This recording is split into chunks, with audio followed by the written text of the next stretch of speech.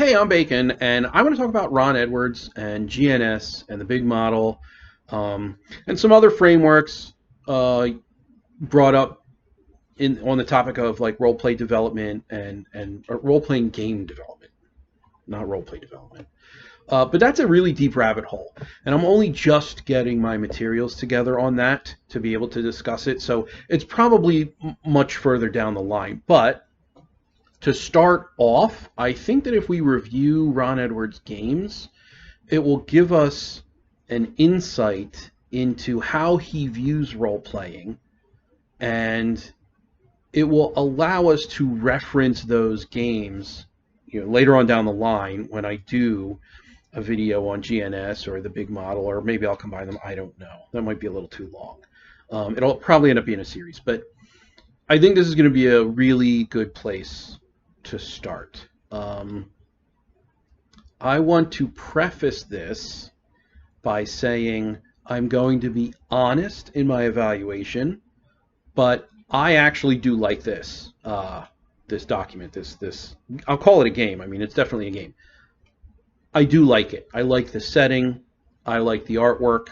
I like the Trollbabe as a player character. I like the simplicity of the system, but I don't think it's a role-playing game. It's a story game, and I'll get into why, of course. So if anyone out there has difficulty in differentiating between a story game and a role-playing game, maybe this will be helpful. It's also going to give us some insight into Ron Edwards' design, like I previously said. So I'm just going to hop into it. And we're going to go all the way to page 41 because this really should have been up front. This is sort of the philosophy, the design philosophy of this particular game document. And I just think it should have been up front. It should have been the first thing we read. So I don't know what he means by hairy. I'm just going to read it as it is. So, hairy role-playing theory about this game. Trollbabe is my bid for vanilla narrativism. The group can create great stories with protagonists they care about and give thought to playing, but without greatly disrupting or redefining most widespread assumptions about role-playing. The mechanics are built to call in director and author stance without making a big deal of it or disrupting the system of how events are organized and determined. Stakes, or rather issues at hand, are necessarily and openly part of play without any need for characters to have a preset agenda or to protect or represent anything. That's actually not true, and we'll get into how it's not true when we review the game. The hope is that one can enter into playing Trollbabe with a traditional outlook and then engage in non-traditional, highly narrativist play without much pain or shifting to whatever extent seems comfortable at the table. So this this should have been the outset. This is actually the last page with any material information on it. After this, there's a glossary and the list of inspirations, and there's a character sheet as well. But this is the last page that has any kind of game relevant. Well, I guess the glossary is game relevant, but well, whatever. It's the last page in the book essentially that isn't just a reference material, and so I think this should have been up front, which I've already said because it really sets the tone. Now, Edwards is someone who I would refer to as a narrative essentialist, and that means that he believes that narrative and narrative payoff are what are required for a satisfying role-play experience, sometimes to the detriment of the two other pillars in GNS, which I'll just only briefly go over here. So there's gamist, which is the G, narrativist, which is the N, simulationist, which is the S. So he believes that the simulation and the game aspects of a role-playing tool set should support the narrative pillar. I disagree with that. I think that narrative and game and simulation need to support the role play, which would be the central pillar. But we'll get into that later when I have that video or those materials ready. Now we're going to go to page 33, which is an overview of narration and play specifically for this game. So let's just get into it. here's the basic sequence of getting things done during play.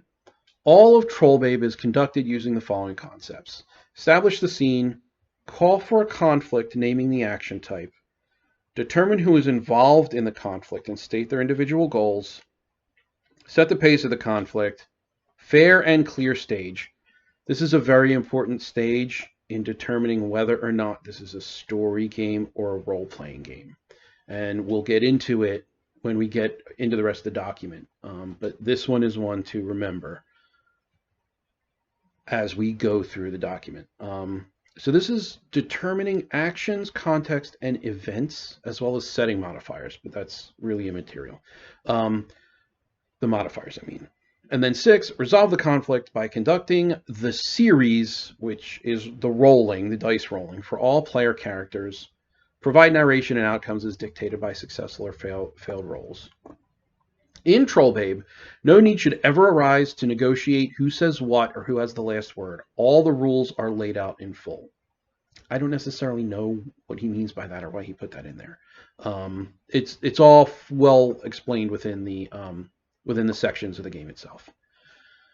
So I'm actually just going to get into the game. This is all I needed from this page here. These are all. We'll get into all of these. So let me just go back up to the top to page 2. Yeah, I'm going to have to do some scrolling. Sorry. I tried. So, what's a Trollbabe? Let's start with size. We're talking 6 by 6 or 6 foot 6 inches at the least, with a build to match. A Trollbabe is a big woman. No little aerobicized butts allowed, although the degree of out-and-out brawn of your character is up to you. All Trollbabes are strong, though easily the match of the strongest humans and ranging up from there. I really mangled that sentence. They can run all day and heft weapons and pull bows that would wear out a human in moments. Trollbabes have primarily human facial features, and most lack the characteristic trollish body hair and posture. See below. Trolls in this game are just covered in fur, and they are horned, and they are basically hooved. If you've ever seen the movie Troll Hunter, something along those lines. Their trollishness is most obvious in their horns, that being the Trollbabe, which range from short, goatee, pointy horns to big, curling, sheepy horns that include a ridge over their brow. Big hair is also common, think 80s rock and roll. I'm not bothering with whether Trollbabes are troll-human hybrids. They might be, or maybe they're simply born to one or the other people. Maybe they're magically produced. Hell, I don't care. What matters is that Trollbabes do not exist in the setting except as player characters, and you shouldn't think of them as being a race of any kind. The story opens with a cool Trollbabe hiking along. Provide whatever origins or definitions seem right to you and the people that you play with. This is a nod to his, I don't want to say anti-simulationist, but he doesn't really care about simulation with regard to role-playing, how he has defined it.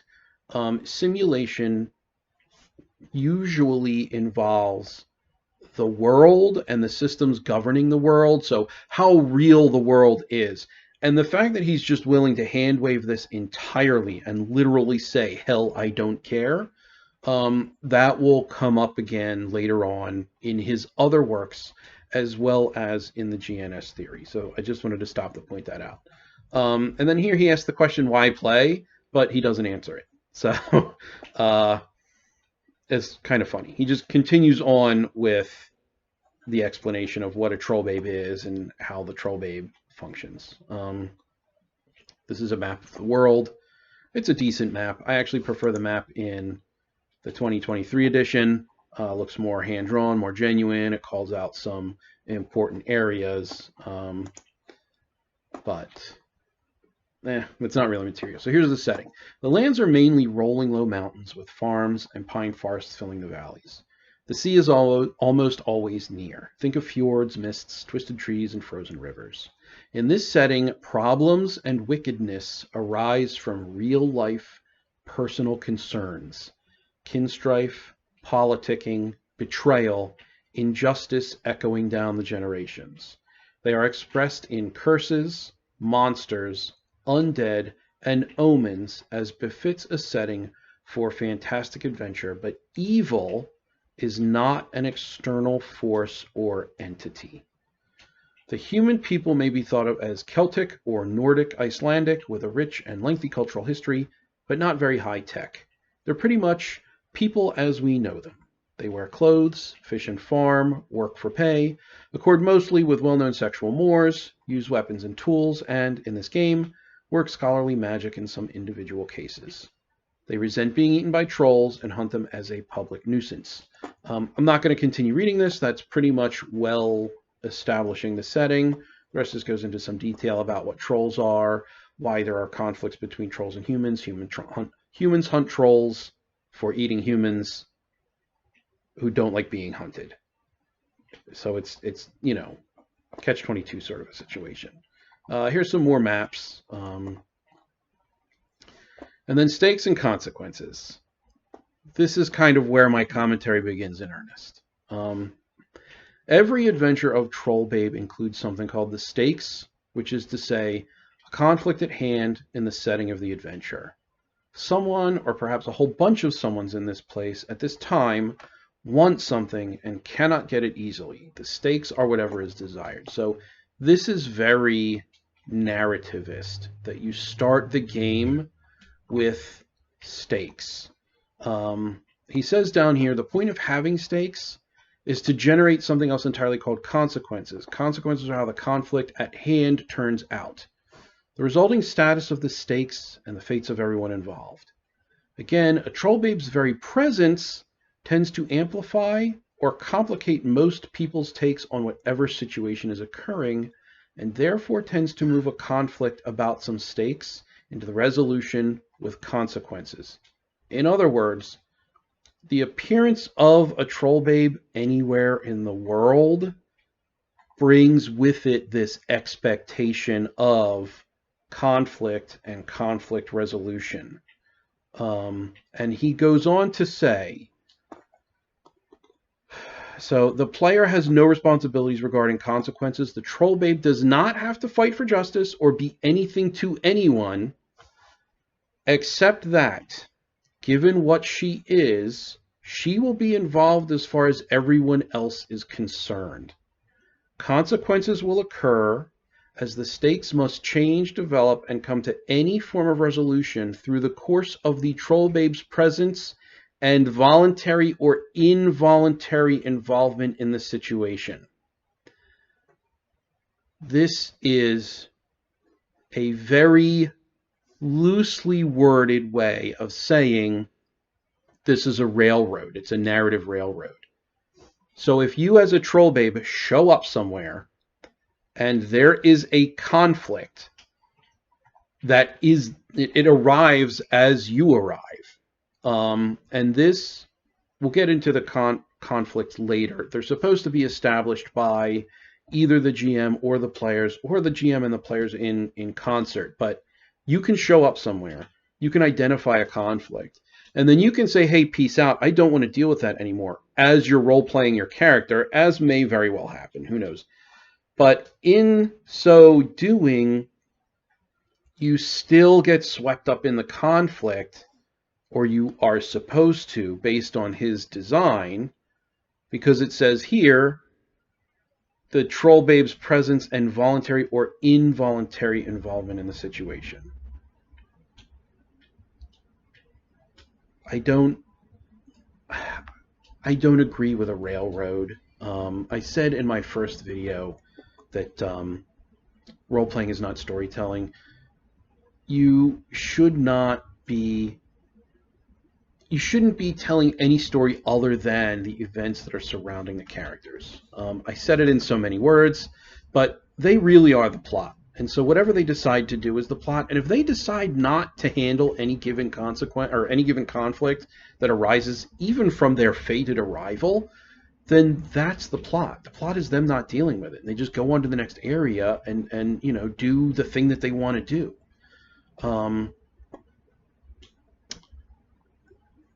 So let's continue. Stakes and consequences occur at a specific scale, or basically the extent of people and territory that are affected by the outcome of the situation. The smallest scale would be one-on-one interaction, with the consequences essentially affecting the well-being of single or very few persons. Larger scales include extended family, organized group, like a war company or villages or whole lands. The range of scales is presented later in the rules, but for now the point is that Trollbabe play begins on the personal level, and that the scale of play may increase specifically and only at the request of a player between adventures. Eventually, if the players want, stakes and consequences may be occurring at the level of the entire land. Blah, blah, blah. We don't need to go into that. So here's the system. Your character only requires one number, ranging from 2 through 9. The character can do 3 things: magic, fighting, and social stuff. Roll a d10 and refer to the number. To do magic, roll over the number. To fight, roll under the number. And to interact socially, roll whichever of the 2 is better, including that number. Now, he does a very poor job describing up front here that you need to name a conflict in order to have to produce a roll. But saying that to interact socially, roll whichever of the 2 is better, including that, like, you have to roll to interact socially, that threw me off for, honestly, the majority of my read. But it's just as poorly stated. I highlighted it in orange here. I guess I thought it was more important than I'm explaining it to be right now. But it was silly. It was silly to read that and then be confused for the vast majority of the rest of the book. Here's an example to sort of familiarize you with the system. So say the number is 7. So you have a number 7. That's your target number, I guess, or stat. You need between an 8 and a 10 on a d10 for the character to do magic, because the high end is magic. You need to write roll a 1 to a 6 to fight, because the lower end is fight, and then a 1 to 7 to interact, because the larger range is 1 to 6, and then you include the target number for social interaction. Character creation. Choose the number for the character. It may be any value you please from 2 through 9. No 1s, no 10s. And you pick any subset for each of the 3 types of action as specialty. So you don't actually roll. You just pick the number you want. You can have a proficient fighter, a proficient magic user, or someone who's kind of in the middle. And that's entirely up to you. I don't think that it really matters, given the way that players are allowed to choose conflicts. Again, I'll get to that later. I'm jumping the gun a little bit, but the way that players are allowed to choose conflicts, you're going to choose a conflict that can be resolved based on your better stat. So you might as well just go 2 or 9. And then all you do is just describe the way in which that conflict can be resolved through magic or through fighting or socially. So you go with 2 or 9 because that gives you the largest social target range. So you know you're going to be good at that. And then all you have to do is come up with a description for how magic solves the issue, or how fighting solves the issue.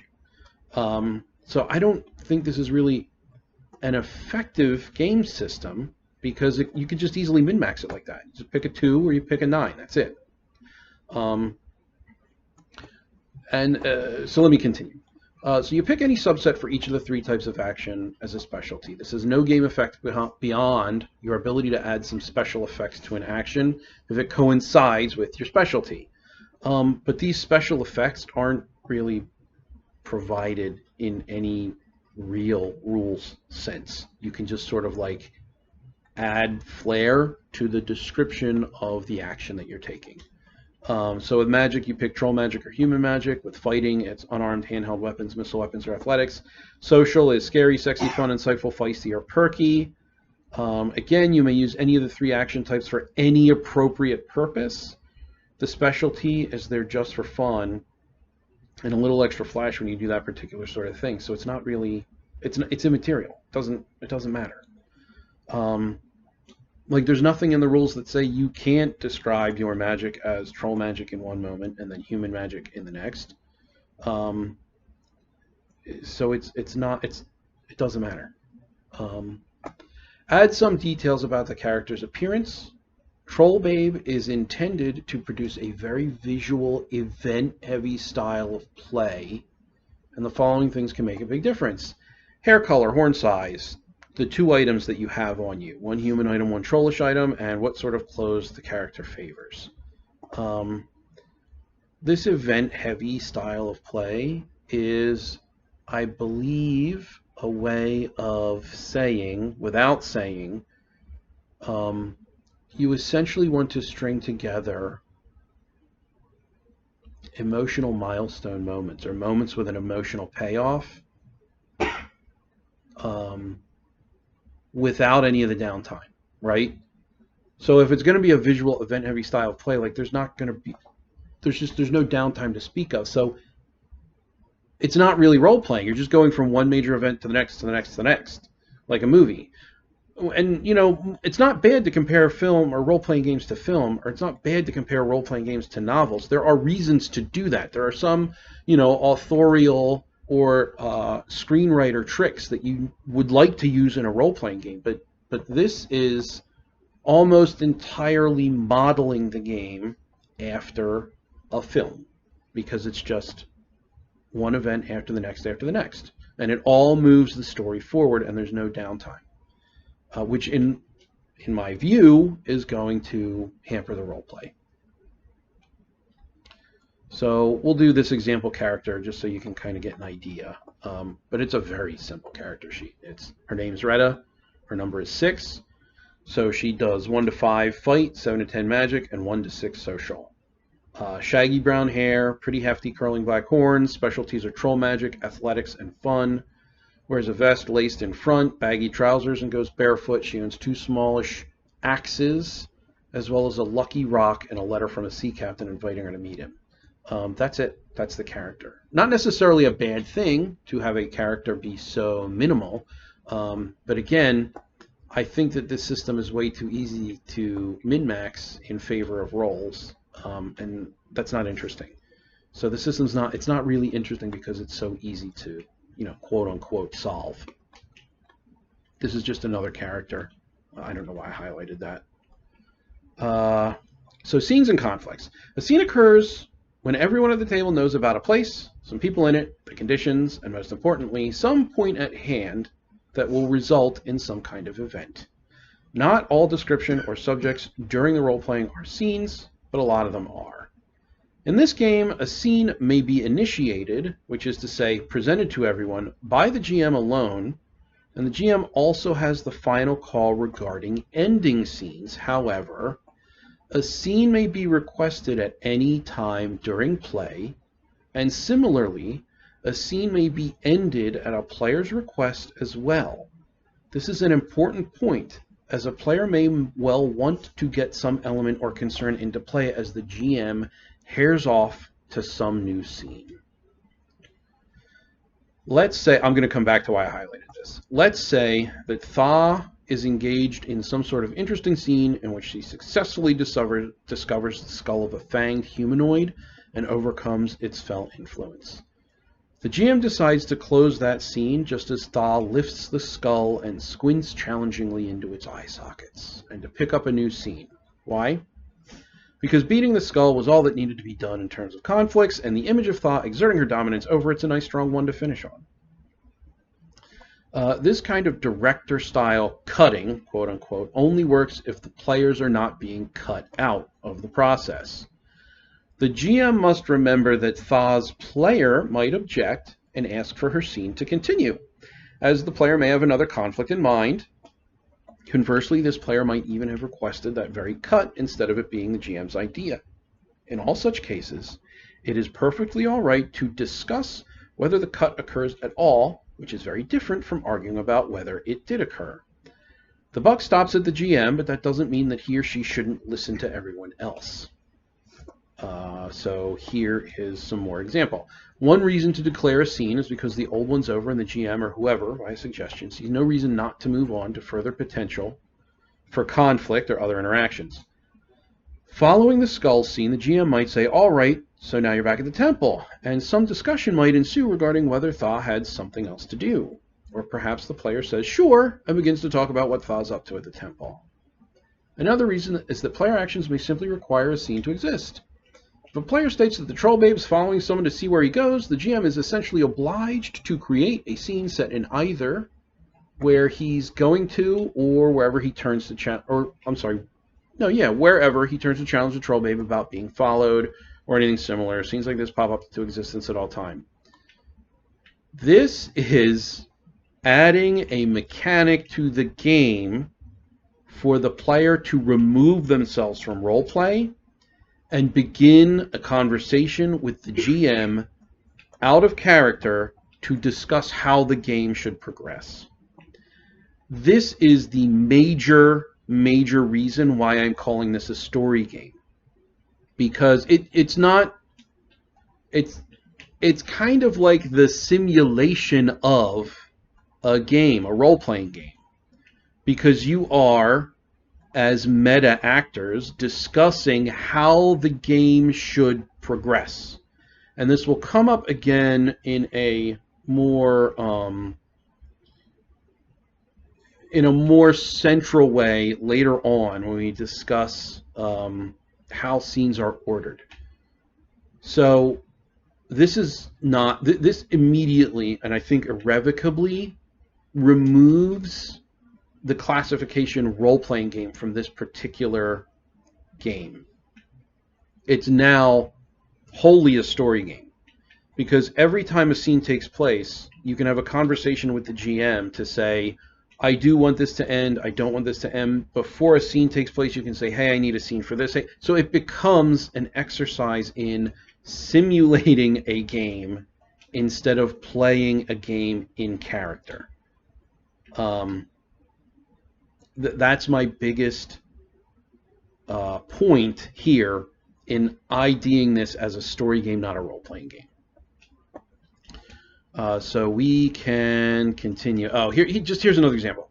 I want a scene at the marketplace, and the GM says, sure, you've just arrived there. At which point more traditional role-playing, i.e. actions and announcements, would ensue. So it's so... What? This shouldn't happen in a role-playing game. Discussing things with the GM shouldn't be a part of the rules. It shouldn't be a part of the tool set in order to have an effective role-playing focused tool set. So this is now, and I've said it 7 times already, but this is now wholly and irrevocably a story game. We'll continue down here. So dice, we're going to continue from up here. It says the dice in. The dice in Trollbabe. Wow, I highlighted this whole damn page. The dice in Trollbabe operate specifically to resolve conflicts, which is different from resolving specific actions or tasks. So one doesn't roll to hit, or to cast a spell, or to perceive. When the dice hit the table, something's going to be done soon. A foe will be defeated, an argument will go one way or another, or a magical storm will destroy a town. Not all scenes include conflicts, but conflicts always occur within scenes. So unlike scenes, however, anyone may declare that a conflict has arisen and that it needs to be resolved. No one else in the group may override that declaration. The person declaring the conflict must specify who is in the conflict, about what, and what action type is involved. Basically providing everybody with a squaring off context in which to get involved, knowing who is up against whom, and about what. If the declarer of the conflict is the GM, he or she states which Trollbabe characters are necessarily involved. If the declarer of the conflict is a player, his or her character must be involved, and the declaration should specify what NPCs are involved as well. Players of Trollbabes who are not involved in the conflict may become involved if they then choose. So I don't have a big problem with players being able to declare conflicts. Like, that seems perfectly reasonable. It happens in literally every other role-playing game, but it happens in character. This is not happening in character. So the person declaring the conflict must specify who is in the conflict, about what, and what action type is involved. So this is essentially writing the story for the conflict, conflict by conflict. It's writing, it's essentially, or is, writing the scene to a movie. You have the conflict, you have the action, and what really tips it off is that you have to say what action type is involved. So, I am involved in this conflict with this pack of wolves, and it's going to be a magic conflict. The fact that you have to say it's a magic conflict, you have to declare these things, is, in a role-playing game, completely superfluous. You just describe your action. You know the wolves are there. Describe your action. And so, again, this idea is going to permeate throughout the rest of the game. If the declarer of the... Oh, I already read that. So let's move on. Characters involved in conflicts must state goals, which are essentially the desired outcomes for those characters. Goals can actually affect the initiation of conflict itself as follows. So a player may decide to initiate the conflict because the situation in a scene may be escalating into one anyway. In doing this, the player is ensuring that his or her Trollbabe is going to be able to participate in the conflict using her best score. See, so you establish the conflict in such a way that you're going to use your best score, which means you just go 2 or 9. And you're just always going to make conflict happen in the same way. Magic is reined in a little bit in the game because there are very specific things that you can do with magic. It's not like it's not a anything goes kind of a system, but you can resolve any conflict. Like it's not impossible to come up with a resolution for a conflict with magic. Going to participate in conflict by score because the player will be able to specify the action type. So in playing Trollbabe for the first time, the GM is encouraged to let the players know when he or she is about to initiate a conflict so that they can practice taking the initiative in doing so. A much more tricky concept arises a lot of the time. On many occasions, the Trollbabe's stated action actually brings the conflict into existence in its entirety, including the presence and intent of opponents. For example, stating that the Trollbabe is being watchful for enemies essentially requests that they be present. Failure means that whoever it is must have successfully got the drop on the Trollbabe. So if you declare, I'm checking for enemies, it's night and I'm on fire watch and I'm going to make sure that we don't get ambushed. If you fail your check, you're going to get ambushed, which is not altogether a bad thing. But you can then craft your check in such a way, or craft your goal in such a way, so as to be completely unscathed or not in danger the entire time. Now, you know, a GM can still say, hey, you got ambushed at night. But if you say, I'm making sure I keep Firewatch to prevent us from being ambushed, you are going to be ambushed. Here's another example. It all depends on clarifying the goal for a stated conflict. When the player says, Red is watching out for skulking thugs, the GM must say, okay, we have a conflict. What's your goal? And this is, again, you say... You can even say in character, I am watching out for skulking thugs. The GM then immediately removes everyone from in-character play and says, okay, we have a conflict, what's your goal? And then you have to address the GM and tell them what your goal is. So the player says to make sure nothing's there, and again, that's the player. If the player says to make sure nothing's there, then success will mean no one's there, but if the player says to see if anyone's trying to bushwhack me, then success means that they are indeed doing so, but the Trollbabe spotted them in time. So if you say to see if anyone's trying to bushwhack me, and you succeed in seeing them bushwhack you, that you just created those monsters. Which, again, not entirely a bad thing. It's not a major concern I have with the system, but the fact that every time you perform an action that requires a conflict, the GM is supposed to say, okay, what's your goal?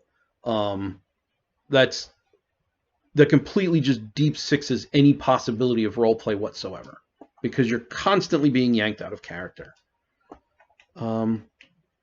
So then we go down here.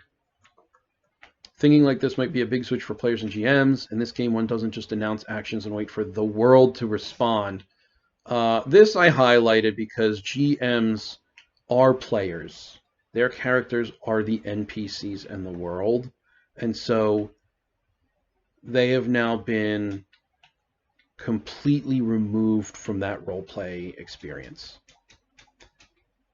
Because the GM isn't supposed to just react as the world in response to character actions like they should in role-playing, because everyone at the table should be role-playing. Everyone is a player, including the GM. The GM just has additional responsibilities as a player.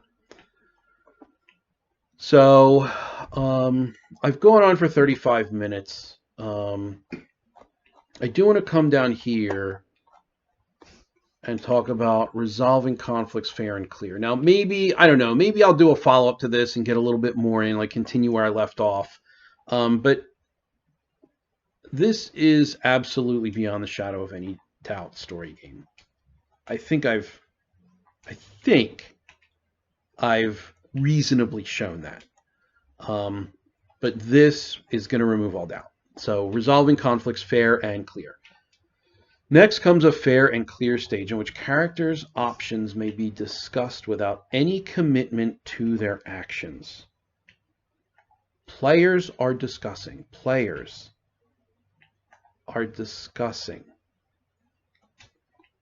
what their characters' options are without commitment to their actions. I could do this, I could do that, maybe I'll do this, maybe I'll do that, and it's a conversation between everyone at the table. During this step, the GM must be open about what the various NPCs are up to, even including some whose actions are not known to the player characters. The GM may hold back some information, but he's not allowed to spring new stuff on the characters in the middle of the resolution, as that would be a new conflict. So, again, the GM is not allowed to react as the world, as their NPCs. They have to adhere to the conflict at hand, period, full stop. You can't introduce new things at the end. That's not conducive to roleplay, certainly not for the GM. And it ends up affecting the other players as a result. So the fair and clear stage is over when everyone has announced what the various characters are doing. So this is in a scene. So the fair and clear stage, and I think maybe I neglected to mention that up here, but the fair and clear stage is what happens when a conflict is announced. The GM tells you what all the NPCs are up to. You discuss what your character's capabilities or options are without commitment to their actions.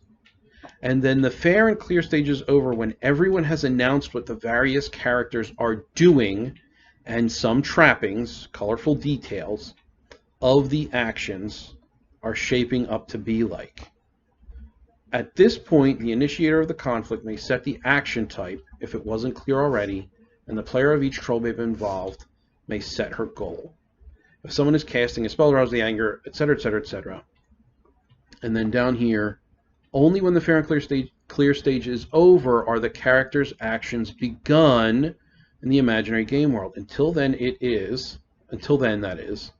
until everyone is satisfied regarding his or her character's actions in terms of announcement.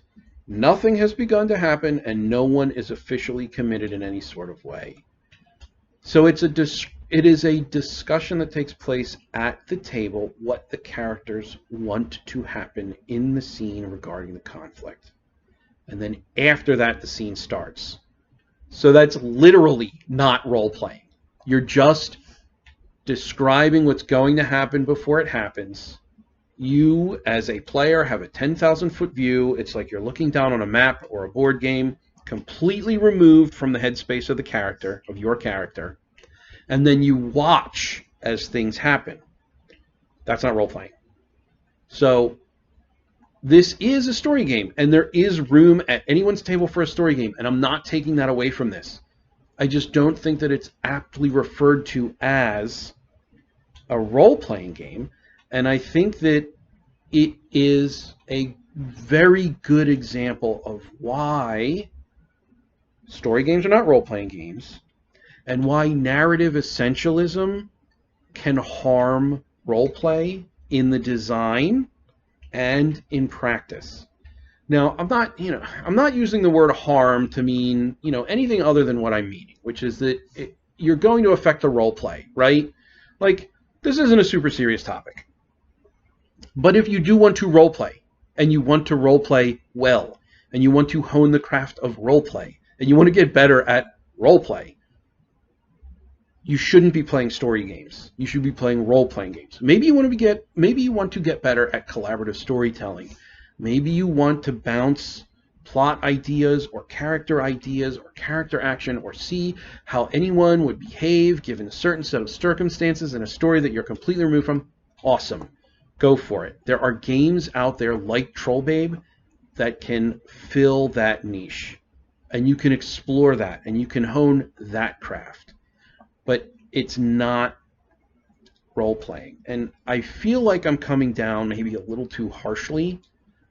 And I don't want to be harsh. Like I said in the opening, I like this game. I like the setting. I like how it's written. I like Trollbabes as characters. I like the Teutonic feel of it. I really do enjoy it. I enjoyed reading it. I enjoyed taking the notes. I enjoyed getting a better, clearer understanding of Edward's design philosophy in this stage of his design, which was, let's go see, I think it was like 2002, 2003, copyright 2002.